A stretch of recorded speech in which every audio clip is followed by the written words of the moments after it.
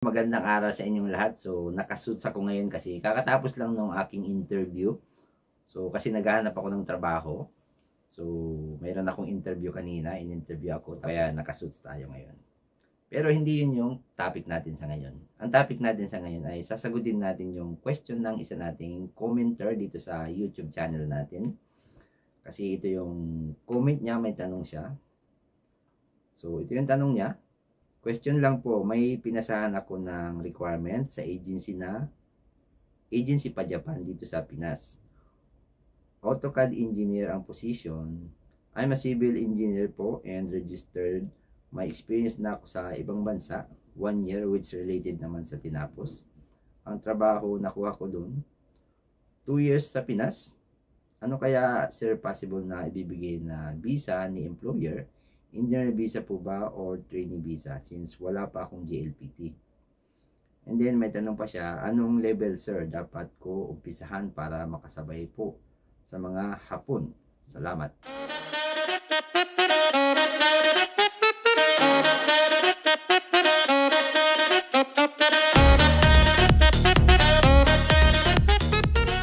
Okay guys, kung bago lang po kayo dito sa channel ko, ako po si Leo, isang OFW dito sa Japan. So kung hindi pa po kayo nakasubscribe, i-click nyo na yung subscribe button, i-hit nyo yung like button, and then mag-comment po kayo sa baba, and then pwede nyo rin pong i-share ang video na ito. Okay, punta na tayo sa topic natin. So ito. So merong isang civil engineer sa Pilipinas, naghahanap ng trabaho, papunta dito sa Japan. So nag-apply siya bilang isang AutoCAD engineer. Nag-send daw siya ng requirements sa agency. So I think wala pang interview, hindi pa siya na-interview. So AutoCAD engineer ang position na nakalagay. Pero tinatanong niya kung ano daw ba yung magiging visa or possible na ibigay na visa sa kanya. And then tinanong niya kung trainee visa ba or engineer visa. Actually, possible na kahit alin man doon pwedeng ibigay sa kanya. So kasi yung trainee visa, SSW at saka engineer visa, mayroong position naman sa AutoCAD.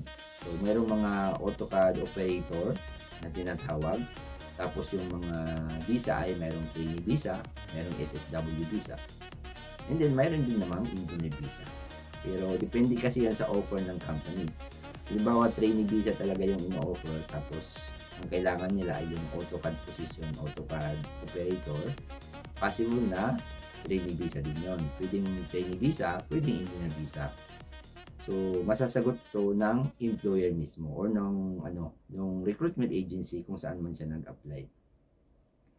So yun lang kasi yung information na naibigay niya. AutoCAD engineer yung position, yung title. Pero di ko rin masabi kung engineer visa nga talaga yung ibibigay sa kanya. Pero possible na engineer visa nga yun. Kasi based dun sa position, AutoCAD engineer. Pero hindi tayo 100% sure na engineer visa nga talaga. Kasi mayroon din namang AutoCAD na operator or engineer. Pwede rin na visa or trainee visa yung ibigay. O kaya SSW. So, pwede yan itanong mismo dun sa employer or dun sa recruitment agency. So, pwede mong itanong doon, pwede kang mag-message kung may contact ka, or kapag na-interview ka, pwede mong itanong yung mga ganong tanong. So, kung yung sahod nitong position na to na AutoCAD engineer ay sabihin natin 21 lapad pataas or 210,000 pataas, possible na yun ay engineer visa.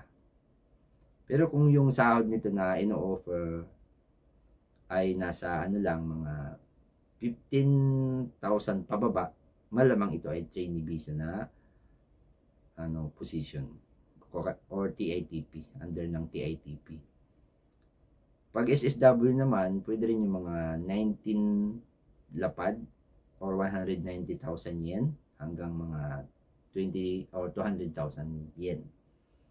Kapag lumagpas na ng 200,000 yen yung sahod na monthly, so possible na engineer visa na yun. Or halimbawa 25 or 250,000 yen na sahod. So yun, yung mga engineer na visa na talaga yun. Okay, yung pangalawang tanong naman niya tungkol sa JLPT. So wala pa siyang JLPT. So kailangan niya mag-aral kahit basic lang. So, kailangan talaga magsimula sa basic. Sabi niya, anong level sir dapat ko umpisahan para makasabay po sa mga Hapon? So, mahirap makasabay sa mga Hapon. Kahit ako nga ilang taon na ako dito sa Japan, siyempre, yung mga Hapon, alam na nila yung mga Japanese tayo, mga foreigner, siyempre, mga ngapa tayo sa simula. Pero, kailangan mo talagang simulan sa umpisa. Kumbaga, pagdating sa JLPT, pagdating sa Nihongo, kailangan talaga umpisahan sa simula. Magsisimula tayo sa grade 1 kapag yung foreigner ay gustong mag-aral ng Japanese. So yun, kailangan mo mag-aral muna ng JLPT N5 level. So pag okay na yun, natutunan mo na, o kaya naipasa mo yung N5, N-Go, na tinatawag. And then, level up, aral ulit para naman sa N4 level. And then pag napasa mo naman na yung N4, N3 naman na yung pag-aralan mo. Okay. O kaya, pwede ka rin namang mag-shortcut na mag-exam ka ng N3 na agad. Kasi yun din naman yung ginawa ko doon. By accident nga lang yung nangyari. N3 agad yung in-examan ko. Pero siyempre sa umpisa, nag-fail. Kasi hindi pa handa. So, pwede ka mag-aral N-Go. Aralin mo muna kahit di ka mag-exam ng N-Go. Pero kung gusto mo na ng certificate talaga, matatawag na certificate, pwede ka namang mag-aral or mag-take na ng exam ng N5 para at least meron ka ng certificate na panghahawakan. And then, kung ayaw mo mag-exam, gusto mo talaga N3 na direkta, N3 o kaya N2.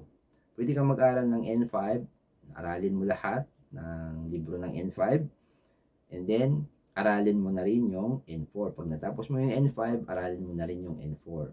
Kung sa timeline, siguro kailangan mo ng 3 months para sa N5, and then another 3 months para sa N4,